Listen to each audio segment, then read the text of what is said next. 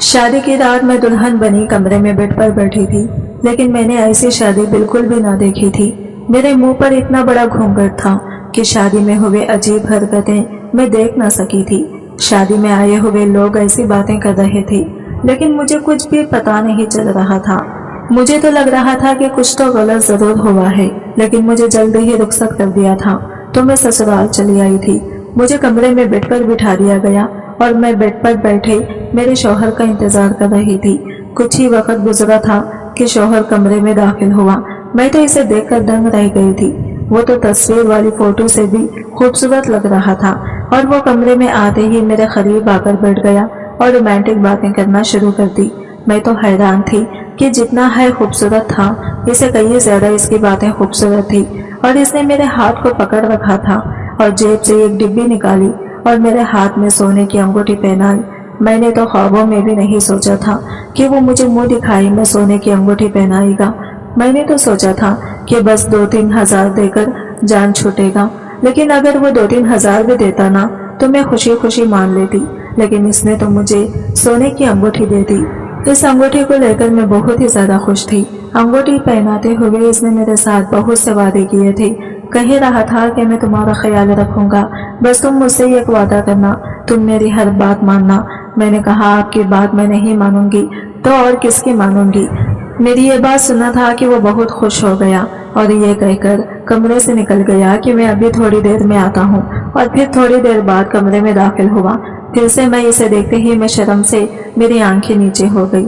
फिर झट से एक नजर उठाकर देखा तो मेरी आंखें फटी की फटी रह गई और कब मैं बेहोश हुई मुझे पता ही नहीं चला।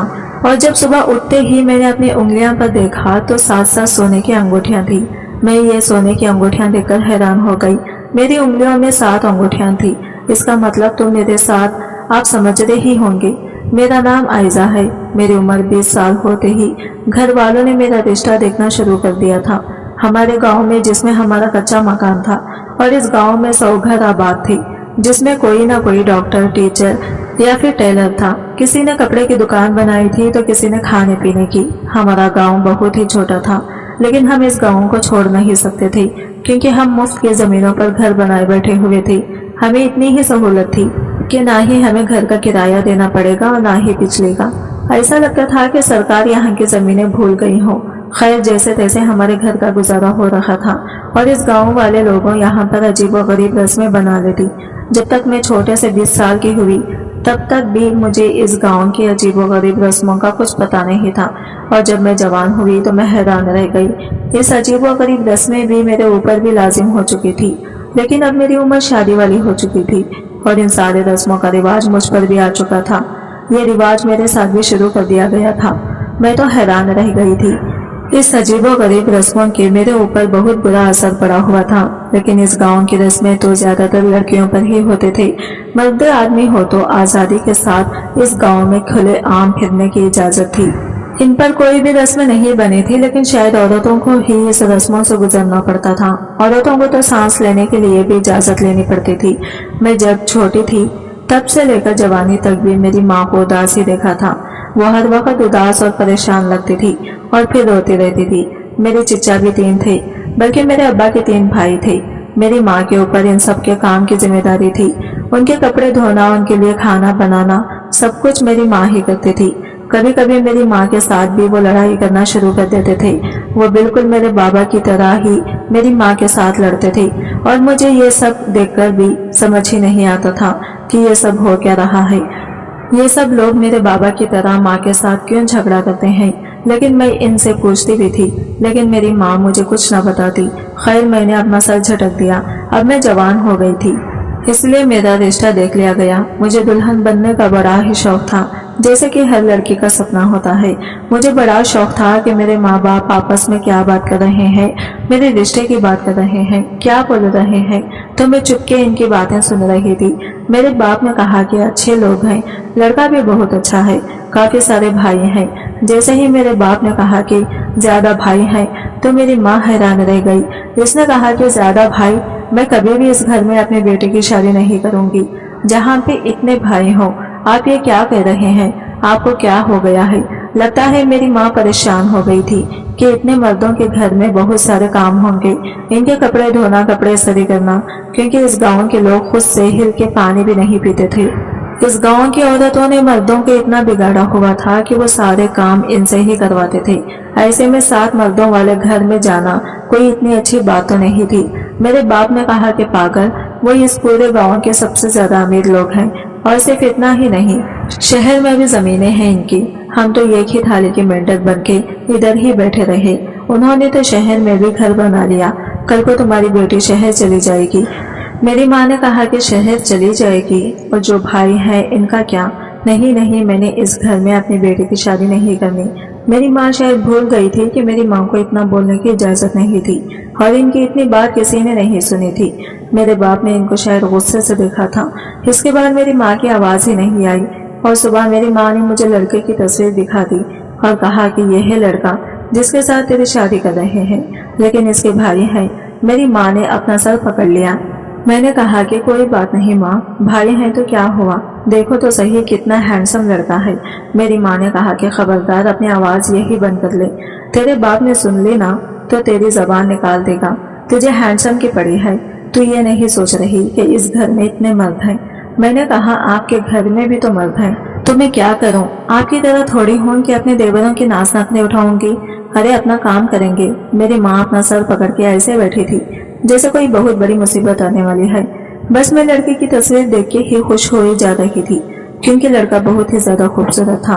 तस्वीर देखकर ही मुझे ऐसा लगा कि मुझे बहुत मोहब्बत हो गई है। थोड़ी देर बाद मैंने देखा तो मेरी माँ रोने लगी। मैंने कहा कि क्या हो गया है आपको, आप क्यों रो रही हैं? मैं तो ऐसे ही कह रही थी, अच्छा नहीं करते यहाँ पे शादी। वो कहने लगी तेरे कहने से कुछ नहीं होता, तेरी शादी इधर ही होने वाली है, पर तेरा क्या बनेगा? मैं बड़ी परेशान हूँ, मुझे माफ कर देना मेरी बेटी, मुझे माफ कर देना। मैंने कहा कि आप कैसी बातें कर रही हैं, मुझे बताने हुआ क्या है, क्या कोई बात है? तो कहने लगी कि कुछ नहीं। अपने आंसू साफ करते हुए वहां से चली गई। इसके बाद जब तक मेरी शादी नहीं हुई मेरी माँ परेशान ही रही, बार बार रोती थी। मैंने अपने बाप से कहा कि माँ क्यों इतना ज्यादा परेशान है? तो कहने लगे कि तू रुखसत हो रही है ना, इसलिए वो परेशान है। हाँ ये बात तो थी कि वो मुझे प्यार बहुत करती थी, और बेटी घर से जा रही हो तो माँ परेशान ही होती है। खैर मेरी शादी हो गई और मेरे शौहर का नाम जमीर था। वो बहुत ही ज्यादा अच्छा इंसान लगता था। शादियों पे भी इन लोगों ने अजीबोगरीब किस्म की रस्में करवाई। उन्होंने कहा कि घूंघट नहीं उठेगा, हम नहीं चाहते हमारी बहू को कोई और देखे, यह सिर्फ अपने शौहर के लिए तैयार हुई है, वही इसको देखेगा। मेरे घर वालों ने भी कहा कि अच्छी बात है, हमें इसमें कोई मसला नहीं, हमें किसी को दिखा के क्या करना है। शादी की रात मैं अपने कमरे में बैठी थी और एक बात पे बड़ी हैरान हो रही थी कि वैसे तो शादीशुदा लोगों के कमरे में एक ही बेड होता है, या एक चारपाई या डबल बेड, लेकिन यहाँ पर तो पूरे कमरे में जितने भी पलंग इसके थे इतने रखे गए थे और ठोस ठोस के रखे गए थे। मैं हैरान थी, ये क्या तरीका है? क्या ये मेरा कमरा नहीं था? मुझे ऐसा लग रहा था कि शायद ये मेरा कमरा नहीं था। इन लोगों ने जल्दी मेरा कमरा सेट ही नहीं किया था और मुझे बाद में मेरा कमरा दिया जाएगा, वरना इस कमरे में इतने सारे बेड्स का क्या काम था। अभी मैं वहीं बैठी थी और मेरी सास भी मेरे पास ही बैठी थी। जब मेरा एक देवर वहां पे आया और कहने लगा कि वो मेरे कपड़े अंदर पड़े, मैं उठा लूं, मैं हैरान रह गई। मेरे कमरे में इसके कपड़े क्या कर रहे हैं? खैर मेरी सास ने ही इसे कहा कि हाँ उठा लो। वो अपने कपड़े लेके और मुझे अजीब सी नजरों से देखता हुआ वहां से चला गया। इन सब भाइयों ने एक जैसी शेरवानियां पहनी थी। मेरी सास ने कहा कि खुश है ना? सारे इसलिए हाँ, खुशी में तो लोग इस तरह की हरकतें करते हैं, अजीबो गरीब किस्म की हरकतें करते हैं। खैर मेरी सास मेरे पास क्यों बैठी थी ये तो मुझे बाद में पता चला। मुझे लगा कि मेरे पास इसलिए बैठी हैं कि मेरे दिल जोई कर सकें, मुझे समझा सकें कि कोई चीज तो नहीं चाहिए, थक तो नहीं गई हो, या कुछ समझा सकें। लेकिन वो किस लिए मेरे पास बैठी थी ये जानकर तो मैं हैरान रह गई। कहने लगी कि कितनी प्यारी बहू है मेरी, कितनी खूबसूरत है, कितनी मासूम है। अच्छा देख, मैं तेरे लिए कुछ लेकर आई हूँ। हमारे यहाँ एक रस्म है कि शादी की रात सास भी बहू को कुछ देती है। मैं खुश हुई कि चलो ऐसे भी कोई रस्म है कि जिसमें सास भी बहू को कुछ देती है। मैंने कहा कि जी जो भी आपकी मर्जी। उन्होंने मेरे हाथ पे एक चीज रख दी। जब मैंने इस चीज को महसूस किया तो मैं हैरान रह गई। कहने लगी कि अब ये तेरी है और यूं समझ के इस पूरे खानदान की इज्जत थमा दी है मैंने तेरे हाथ में। सुबह मैं इसको वापस लेने के लिए आऊंगी। देख, मुझे मायूस न करना, ठीक है ना? मेरी बेटी तो मेरी बहू नहीं, तू मेरी बेटी है। तुझे कोई भी तंग करे तूने मुझे बताना है, मैं इनके कान खींचूंगी। लेकिन थोड़ी मेरी बात भी मानती है। देख, तू अच्छी लड़की है ना, सुबह लेने आऊंगी मैं इसको वापस। ये कैसा तोहफा था जिसको वो अभी देकर कह रही थी कि सुबह वापस लेने के लिए आऊंगी। मेरा माथा वगैरह चूमा, मुझे प्यार किया, मेरी तारीफें की और मेरे पास दूध का पूरा जग रख के गई। मैंने कहा कि माँ जी, ये दूध इतना सारा क्यों रखा है आपने, ये तो खराब हो जाएगा। कहने लगी, कह रहे हैं नहीं तुम पीना, ना तुम्हारा शौहर भी पिएगा। मैं हैरान थी कि पूरा जग भर के कौन पिएगा। ये तो वो पुराने जमाने का जग था जो बड़ा सा होता था, स्टील का बना हुआ, शायद तांबे का भी बना हुआ था। इसके अंदर तो कम से कम 10-15 गिलास दूध था। हम लोगों ने कितना ये दूध पी लेना था। मेरा तो वैसे ही कुछ खाने पीने का दिल नहीं कर रहा था। मैंने इनको कहा कि ये ले जाएं, खराब हो जाएगा, पर वो हंसने लगी। उन्होंने कहा कि नहीं खराब होगा, अरे ये खतरा भी नहीं बचेगा। इतना कह के वो वहां से चली गई। क्यों इस दूध के अंदर उन्होंने कोई ऐसी चीज डाली थी कि हम इसे पालों की तरह पी जाते। खैर, अब तो मेरा बिल्कुल भी पीने का दिल नहीं कर रहा था। मैंने शॉपर हटाया और जब इस चीज को अंदर से देखा तो अपना सर पकड़ लिया। 4 सेकंड तो मेरा दिमाग जैसे बंद ही हो गया। लेकिन इसके बाद मुझे समझ आ गई कि ये क्या है और वो क्या करवाना चाहती हैं। मुझे अचानक से अजीब सा लगा, गुस्सा भी आया। ये क्या हरकत है, इनको ऐसा नहीं करना चाहिए था। लेकिन फिर मैंने सोचा कि हमारे गांव में तो ये सब कुछ होता ही रहता है। पहले भी हमारी एक कजिन थी, इसने हमें यह बात बताई थी। बल्कि वो हमें बता रही थी तो मेरी माँ ने सुन ली थी और इसने कहा था कि जवान लड़कियों को ऐसी बातें नहीं बताऊं, नहीं तो ये शादी से डर जाएगी, और पूरी बात नहीं बताई थी। लेकिन अब मुझे पूरी बात समझ आ गई थी। हमारे गाँव की यही रस्म थी जो सब औरतों के साथ होती थी, अब मेरे साथ भी होने वाली थी। क्योंकि इस शॉपर के अंदर और कुछ नहीं बल्कि एक सफेद कलर की चादर थी। पूरी चादर नहीं थी, लेकिन यूं समझ लें कि दुपट्टे से थोड़ी बड़ी थी। मैंने इसे एक साइड पर रख दिया और अपना सर पकड़कर बैठ गई। सोचने लगी कि ये शादी, ये ब्याह बस सुनने में ही अच्छा लगता है, असल में तो मीठी छुरी होती है। अभी पता नहीं आगे क्या क्या होने वाला था। लेकिन कहते हैं कि जहाँ 70% जिलालत होती है वहाँ 30% सुकून भी होता है। और मेरा शौहर बहुत ही खूबसूरत था। मैं इसके बारे में सोचने लगी ताकि मेरा दिमाग थोड़ा रिलैक्स रहे, क्योंकि ये वही चीज थी इस सारे रिश्ते और इन सारे मामलात में जो मुझे ये महसूस करने पर मजबूर कर रहा था कि मेरे साथ इतना भी बुरा नहीं हुआ है। बाकी जितनी भी लड़कियों की शादी हुई थी, इनके शौहरों की शक्लें देखने के काबिल नहीं थी। कोई बहुत ज्यादा मोटा सा तो कोई बहुत ज्यादा काला था, लेकिन मेरा हस्बैंड तो बहुत ही खूबसूरत था। वो कमरे में आया और मेरे सामने आके बैठ गया। इसके आने से पहले मैंने घूंघट गिरा लिया। जब मैंने घूंघट उठाया तो मैंने इसे गौर से देखा। इतने करीब से किसी मर्द को पहली दफा देखा था। वाकई बहुत खूबसूरत था। इसने अपने कोट के जेब में से एक सोने की अंगूठी निकाली और मेरी उंगली में पहना दी। मैं हैरान हुई कि इसने मुझे इतना बड़ा तोहफा दिया। आजकल तो सोना बड़ा महंगा था। मैं बहुत खुश हो गई। फिर वो मुझे कहने लगा कि मैं तुम्हारा बहुत ज्यादा ख्याल रखूंगा, लेकिन तुमने मेरी बात माननी है। मैंने इससे कहा कि आपकी बात नहीं मानूंगी तो किसकी मानूंगी। इस बात पे वो बहुत खुश हो गया। फिर मुझसे कुछ और प्यार भरी बातें करने लगा। कुछ देर हम लोग एक दूसरे के साथ बैठे। इसने एक गिलास दूध भी पिया था।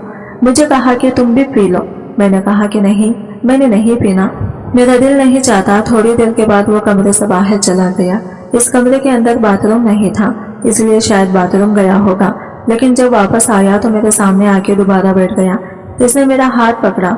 मैंने सर झुकाया हुआ था, आंखें नीचे की हुई थी, और इसने मेरी दूसरी उंगली के अंदर भी एक सोने की अंगूठी पहना दी। मैंने पहले अंगूठी को देखा जो दूसरी से मुख्तलिफ थी और थोड़ी बड़ी भी थी। मैं हैरान हुई कि 2-2 सोने की अंगूठियां, और जब मैंने सामने देखा था मेरे कदमों के तले से जमीन निकल गई, क्योंकि ये आदमी मेरा शौहर नहीं था, ये मेरा एक देवर था। मैंने कहा कि ये क्या कह रहे हैं आप, यहाँ क्या कर रहे हैं। इस बात पे मुस्कुराने लगा और फिर इसने मुझे ऐसी बात बताई कि मैं हैरान रह गई। 2 दिन गुजरे थे और मेरी उंगलियों में 7 सोने की अंगूठियां थी जो मुझे मुंह दिखाई में मिली थी। लेकिन मुझे ऐसा लगता था कि मैं जिंदा ही नहीं हूँ, बस एक जगह पे बैठी थी। मेरी सास मेरे पास आई और कहने लगी कि एक हफ्ता तो तेरे पास है आराम करने के लिए, इसके बाद सारे घर के काम तूने ही करने हैं। अच्छा तो हिम्मत नहीं करेगी तो ये सब कुछ कैसे होगा। और तूने जो मुझे वो तोहफा वापस किया इसने तो मुझे खुश कर दिया, हमेशा संभाल के रखूंगी। मैं तो वाकई बहुत अच्छी लड़की है। मुझे इनकी आवाज ऐसे आ रही थी जैसे वो किसी कुएं में खड़ी होके बोल रही हो। मेरे कान बंद थे, मेरा दिमाग बंद था, मेरी जबान बंद थी। ऐसा लगता था कि मेरी आंखें भी बंद है, क्योंकि मुझे दिखाई भी कुछ नहीं दे रहा था। बस एक जिंदा लाश बने बैठी थी। मुझे क्या पता था कि मेरे साथ ये सब कुछ होने वाला था। तभी मेरी माँ अपना सर पकड़ पकड़ कर रोती थी। अब मुझे मेरी अपनी माँ की सारी जिंदगी समझ आ गई थी। जबकि वो कह रही थी कि इस घर में देवर ज्यादा है, तो वो इसलिए नहीं कह रही थी कि मुझे इन सब के काम करने पड़ेंगे। वो किस लिए कह रही थी ये मुझे समझ आ गया था। इस वक्त अगर मैं किसी से मिलना चाहती थी तो वो अपनी माँ से, लेकिन यहाँ पे ये रस्म थी कि जब शादी हो जाती थी तो इसके बाद ऐसी कोई रस्म नहीं थी जिसमें लड़की के माँ बाप घर आ सकते थे या लड़की वापस जा सकती थी। एक हफ्ते के बाद लड़की के माँ बाप लड़की और इसके शौहर की दावत करते थे और अभी इसमें 4 दिन थे और मुझे नहीं पता था कि मैं ये 4 दिन कैसे गुजारूंगी। जब मैंने रोना शुरू कर दिया तो मेरी सास ने बातें सुनानी शुरू कर दी कि ये देखो जरा 2 दिन की दुल्हन बैठ के धाड़े मार मार कर रो रही है। इस तरह तो इस घर पे कोई अजाब आ जाएगा, मुसीबत आ जाएगी। ये तो हमारे घर में नहुसत डाल रही है। अरे कोई इसको समझाओ कि ऐसे नहीं करना है, इसको रोको, कोई तो रोको। थोड़ी देर के बाद मेरा एक देवर मेरी तरफ आया। बड़े ही हक से इसने मेरा हाथ पकड़ा और कहा कि रोशनी चलो कमरे में चलो। मैंने इसका हाथ पीछे कर दिया। मैंने कहा दफा हो जाओ यहाँ से, मुझे हाथ भी ना लगाना। मेरी सास ने कहा कि हाँ ये देखो अपने शौहर से कैसे बातें कर रही है, ये तो बड़ी बदतमीज है। अरे तू मुझे नहीं पता था ये गाँव की रस्म में, क्या तू यहाँ नहीं पैदा हुई तो इंग्लैंड में पैदा हुई थी। तेरी माँ ने तुझे कुछ नहीं समझाया। ठीक है तो कह रही थी वो कि जब यहाँ पर यह भी कुछ होता था तो फिर मेरी माँ का मुझे समझाना चाहिए था, मुझे बताना चाहिए था। यह गलती मेरी माँ की थी कि इसने मुझे कुछ भी ना बताया। मुझे पहले ही बता देती और कुछ नहीं तो मैं जहरी खा लेती। मुझे ये जिंदगी तो ना जीनी पड़ती, क्योंकि ये जिंदगी तो बहुत ही बुरी थी। मैं इसके 2 दिन गुजरे के ही बेहाल हो गई थी। पूरी जिंदगी कैसे जी सकती थी? नहीं नहीं, मैं ये नहीं कर सकती थी। मेरे अंदर इतनी हिम्मत नहीं थी। मेरा ये वाला देवर वहां से चला गया तो वो शख्स आगे बढ़ा जिसके साथ मेरी शादी हुई थी, जिसको मैं अपना शौहर समझती थी, बाकी सबको नहीं। और वो जमीर था। जमीर ने मेरा हाथ पकड़ा और कहा कि चलो अंदर चलते हैं। मैंने इसको भी नाराजगी दिखाई। इसने कहा कि रोशनी मेरी बात सुनो, कमरे में चलते हैं। वो मुझे कमरे में ले आया और इसने मुझे बिठाया, मुझे पानी पिलाया, मेरे आंसू साफ किए। कहने लगा कि क्यों रो रही हो? मैंने कहा कि क्यों रो रही हो? आपको नहीं पता मैं क्यों रो रही हूँ? आपको ये सब कुछ नॉर्मल लगता है? आपका दिमाग तो ठीक है, आपको क्या हो गया है? इसने कहा कि देखो पहली बात तो यह है कि मुझसे इस तरह से बात मत करो। मैं तुम्हारा शौहर हूँ, इज्जत से बात करो, आराम से बात करो। मैं तुम्हें यहाँ बात करने के लिए ही लाया हूँ। और दूसरी बात, फिर तुम क्यों ओवर रिएक्ट कर रही हो? मैंने फिर से रोना शुरू कर दिया। मेरी आंखों से इतने बड़े बड़े आंसू निकल रहे थे। मैंने कहा कि आपके सहारे में आई थी, आप मेरे शौहर हैं। मैं सिर्फ आपके लिए आई थी, बाकियों के लिए तो नहीं आई। ये सब यहाँ पे क्या हो रहा है? मुझे नहीं पता था कि यहाँ होता है। मेरी माँ ने मुझे नहीं बताया। अभी मेरी उम्र ही क्या थी कि मेरी शादी कर दी। उन्होंने नहीं बताया तो आप तो बता सकते थे। आप तो किसी तरह मुझे ये सब कुछ बता सकते थे। मैं आपसे शादी निदा करती थी कि मैं खुद खुशी कर लेती। और कहने लगा कि तुम्हें पता है जहाँ पर एक इंसान खुद खुशी करता है वहाँ पे अजाब आ जाता है। तो मैं इस गाँव की किसी भी रस्म के बारे में नहीं पता। ये सब तुम्हारी माँ की गलती है। अब इसमें हम क्या कर सकते हैं? देखो ये सब कुछ बिल्कुल नॉर्मल है। तुम्हारी माँ ने भी ऐसी जिंदगी गुजारी है, मेरी माँ ने भी, और अब तुम्हें भी ऐसी जिंदगी गुजारनी है। हाँ ये बात है कि हम लोग यहाँ पर जिंदा हैं, लेकिन देखो कोई नहीं मरता, तुम भी नहीं मरोगे और तुम्हें तो खुश होना चाहिए। तुम इतने खूबसूरत हो, हम सब मिलके ख्याल रखेंगे, तुम्हें इतना लाड देंगे, इतना प्यार देंगे, जो तुम कहोगी वो करेंगे। ये देखो अपने हाथ को इसने मेरे दोनों हाथ पकड़े और कहा कि देखो सोनों की 7 अंगूठियां। 7 अंगूठियां रोशनी, तुम्हें तो ये एक अंगूठी भी नहीं मिलनी थी और यहाँ तुम्हारे हाथों में 7 है। तुम्हें तो खुश होना चाहिए। अरे जिंदगी में किसी के साथ कितना भी बुरा हो जाए फिर भी कोई ना कोई बात ऐसी जरूर होती है जिसपे वो खुश हो सकता है। میں اپنے دماغ میں سوچ رہی تھی کہ میرا شوہر تو بڑا ہی بدزمین بے غیرت ہے، اس کو کسی بات کی فکر نہیں ہے، لیکن میں یہ زندگی نہیں گزاروں گی۔ اس نے کہا کہ دیکھو، رونا دھونا نہیں کرو، تم ابھی ابھی دلہن بنی ہو، تمہارے یہاں پہ شروع کے دن ایسے تم روگی دھوگی تو ہم سب پہ عذاب آ جائے گا۔ میں نے کہا کہ آ جائے آپ سب پہ عذاب، مجھ پر عذاب آ گیا تو آپ سب پہ کیوں نہ عذاب آئے؟ میں تو کہتی ہوں کہ ایسا عذاب آئے کہ سارے مر جائیں اور ایک دن میں ہی مر جائیں۔ ابھی میں بول ہی رہی تھی تو میرے شوہر نے میرے منہ پر تھپڑ دے مارا۔ اچانک سے وہ اپنے اوقات پر آ گیا ہے۔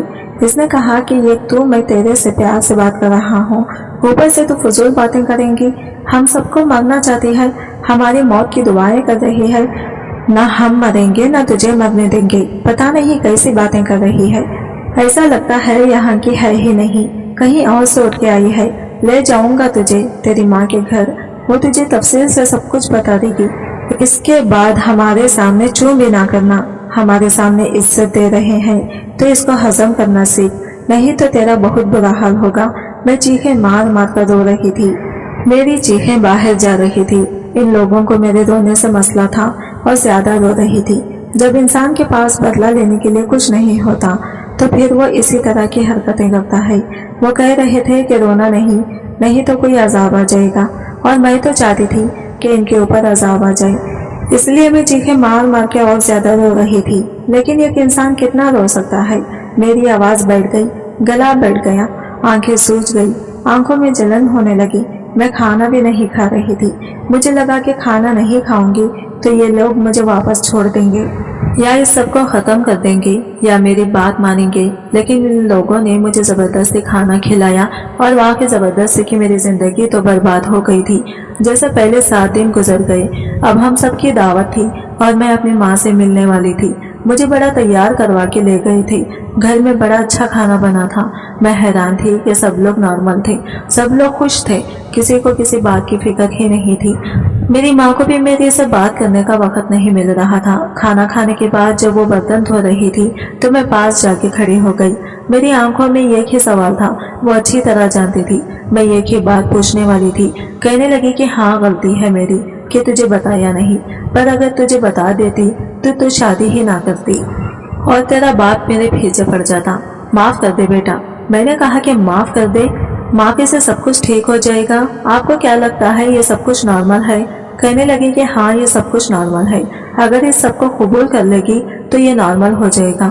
جب تک انسان کسی چیز کو قبول نہیں کرتا وہ اس کے لیے نارمل نہیں ہوتی، لیکن جب کر لیتا تو پھر سب کچھ ٹھیک ہو جاتا ہے۔ دیکھ اس بارے میں اچھا سوچ۔ میں نے کہا کہ ہاں ٹھیک ہے جو میری ساس نے کہا تھا، تو پھر آپ میں اور ان میں کیا فرق رہ گیا؟ بس مجھے پتا چل گیا کہ میں اکیلی آپ سے کبھی کچھ نہیں کہوں گی، کچھ نہیں، اپنے دل کی کوئی بات نہیں کری، دوبارہ ملنے بھی نہیں آؤں گی۔ میری ماں نے کہا کہ دیکھ تو غلط راستے پہ جا رہی ہے، میری بات تو سن۔ میں نے ان کی کوئی بات نہیں سنی، لیکن میں باہر آ کے بیٹھ گئی۔ اس کے بعد مجھے پھر سے میرے ماں باپ سے بات کرنے کا کوئی موقع نہیں ملا۔ ہم لوگوں نے کھانا کھایا، میٹھا کھایا، شام کی چائے پی، اس کے بعد ہم لوگ اپنے گھر میں واپس آ گئے۔ اب میری آنکھوں میں آنسو نہیں تھے، میں کسی سے بات نہیں کرتی تھی، کوئی مجھے بلاتا تھا تو میں بولتی تھی اور کچھ بھی یہاں پہ ہو رہا تھا اسے یہ سوچ کے برداشت کر رہی تھی کہ اب اوپر والا ہی میری مدد کرے گا۔ سب سے زیادہ بے بس تھی اور سب سے زیادہ مجبور بھی تھی، اور یہ سب کچھ برداشت کرنے کے علاوہ میرے پاس کوئی آپشن نہیں تھا، لیکن اب مجھے اپنا دماغ چلانا تھا جو فی الحال بند ہو چکا تھا، مجھے کچھ نہ کچھ ضرور کرنا تھا۔ ایک دن میری ساس نے مجھے کہا کہ پتا ہے اس گاؤں میں کون خوش قسمت لڑکی ہوتی ہے؟ میں نے کہا کہ کون؟ کہنے لگی کہ وہ جس کی پتی کا کوئی بھائی نہیں ہوتا۔ میرا دل تو کیا کہ میں اسے کہوں کہ کاش آپ کے بھی بیٹے اس دنیا سے چلے جائیں تو میں بھی خوش قسمت ہو جاؤں گی۔ یہ سسرال میں آ کے انسان کے دماغ میں بڑے بڑے جواب آتے ہیں، لیکن وہ بول نہیں پاتا، یہ الگ بات ہے۔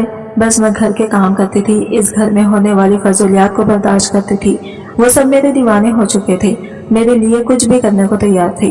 ایک دن اپنی اہمیت جاننے کے لیے میں نے ایک بات کر دی، میں نے کہا کہ مجھے بڑا والا پیزا کھانا ہے، اور ہمارے گاؤں سے پیزا نہیں ملتا تھا، میں نے بھی پیزا کبھی نہیں کھایا تھا، لیکن اس کے بارے میں سنا ضرور تھا۔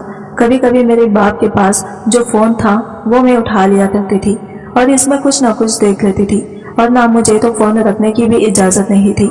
یہ بات میں نے ضمیر سے کی تھی، لیکن باقیوں نے بھی کسی طرح سن لی۔ تھوڑی دیر کے بعد وہ سب گھر سے غائب تھے، मेरी सास ने कहा कि ये सब कहाँ चले गई, क्या तूने कहीं भेजा है? मैंने कहा कि नहीं माँ जी, मैंने तो कहीं नहीं भेजा, मैं इनको कहाँ भेजूंगी। कहने लगे कि अच्छा चल ठीक है। थोड़ी देर के बाद वो बारी बारी आए और पूरे घर से पिज्जे की खुशबू आने लगी। मेरी सास ने कहा कि ये क्या उठा के ले आए हो, डिब्बों के अंदर ये क्या चीज है? कहने लगे कि ये पिज्जा है, पिज्जा बड़ा मजेदार होता है, रोशनी ने मंगवाया था। मेरी सास हैरान रह गई कि इसने क्या तुम सबसे पिज्जा मंगवाया था? तो कहने लगे कि नहीं, लेकिन हम सब इसके लिए लाना चाहते थे और मैं पहले लेके आया हूँ। दूसरा कहने लगा कि मैं पहले लेके आया हूँ। तीसरा कहने लगा कि नहीं, मैं पहले लेके आया था। ये कहने लगा कि जो भी पहले लाया हो खाएगी तो वो मेरा वाला पिज्जा मैंने स्पेशल बनवाया है। दूसरे ने कहा कि नहीं, मेरे वाला खाएगी, मेरे वाला खाएगी। आपस में लड़ने लगे। मेरे सास ने अपना सर पकड़ लिया और मैं भी समझ गई कि ये सारे बेवकूफ हैं। इनको बेवकूफ बनाना आसान है, कुछ ना कुछ करके मैं यहाँ से निकल सकती हूँ। मुझे यहाँ से निकल जाना चाहिए। घर में इतने पिज्जे पड़े थे कि अगले 4 दिन तक हम सब लोगों ने वही पिज्जा ही खाया, बल्कि बाकी गाँव वालों को भी खिलाया। मेरी सास ने मुझे कहा कि ये तूने अच्छी हरकत नहीं की। मैंने कहा कि मैंने तो सिर्फ ज़मीर से कहा था, मुझे कुछ भी चाहिए होता है तो मैं ज़मीर से कहती हूँ और किसी से नहीं कहती हूँ। इन सब ने सुन लिया तो इसमें मेरा कोई कसूर नहीं है। मेरी सास ने कहा कि तू खूबसूरत है ना, इसलिए अगर तू खूबसूरत नहीं होती तो फिर तुझे पता चलता। मैंने कहा कि हाँ मैं हूँ खूबसूरत, अच्छी बात है। मैं इस तरह से बात करती तो वो कहते कि तो वो बदतमीज होती थी और ना वो एहतराम होता था। मेरे साथ इस घर में इतना बुरा हो रहा था कि मैं इनसे इस तरह से बात भी नहीं कर सकती थी। मैंने सोच लिया था कि मैं इन सब में किसी को बेवकूफ़ बनाकर यहाँ से बाहर निकलने की कोशिश करूंगी और जब शहर पहुँच जाएंगे तो वहाँ से गायब हो जाऊंगी। ये कहने में जितना आसान लग रहा था, करने में इतना ही मुश्किल था, क्योंकि यहाँ पर बीवी को बाहर लेके नहीं जाया जाता था और शहर तो कोई भी नहीं लेके जाता था। हाँ, कभी कोई इस दुनिया से जा रही हो तो इसको हॉस्पिटल ले जाते थे, लेकिन वो एक अलग मामला था और वो मेरा दूसरा ऑप्शन था कि मैं बीमारी का नाटक करूं और मुझे हॉस्पिटल ले जाए। लेकिन इसमें बहुत रिस्क था, क्योंकि यहाँ पे भी 1-2 डॉक्टर थे, वो बता देते कि ये बीमार नहीं और मेरा झूठ पकड़ा जाता। इसलिए मुझे कोई ऐसा प्लान बनाना था जिसमें रिस्क कम हो। मेरे लिए सब कुछ था तो बड़ा मुश्किल, लेकिन फिर भी मैं प्लान बनाने में कामयाब हो गई। और इनमें से जो सबसे ज्यादा बेवकूफ और मेरा हद से ज्यादा दीवाना था, इसको मैंने कहा कि मुझे बाहर जाना है, मुझे शहर देखना है, बस 1 दिन के लिए, सुबह जाएंगे शाम को आ जाएंगे।